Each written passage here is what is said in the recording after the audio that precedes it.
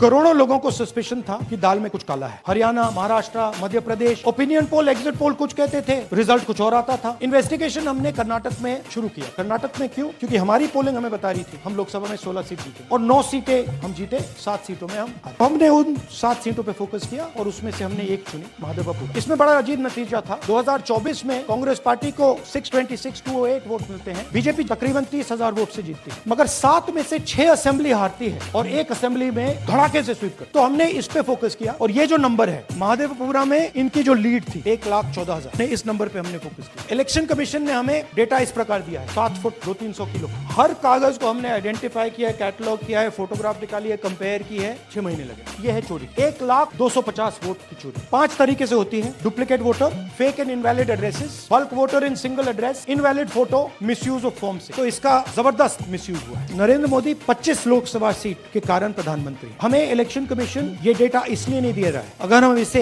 बाकी लोकसभाओं में करा देंगे तो देश की लोकतंत्र की सच्चाई बाहर आ जाएगी। ये क्रिमिनल एविडेंस है और इलेक्शन कमीशन देश में पूरे एविडेंस को डिस्ट्रॉय करने की सोच रहा है। मैंने जैसे कहा 21वीं सदी है, एक हार्ड ड्राइव पे आप पूरा डेटा रख सकते हो, 100 साल 200 साल का डेटा रख सकते हो, जितना रखना है रख दो। मगर इलेक्शन कमीशन 45 दिन में सीसीटीवी को खत्म करना चाह रहा है, वोटर लिस्ट नहीं दे रहा। तो they are colluding with the BJP, they are helping the BJP destroy the election system in India.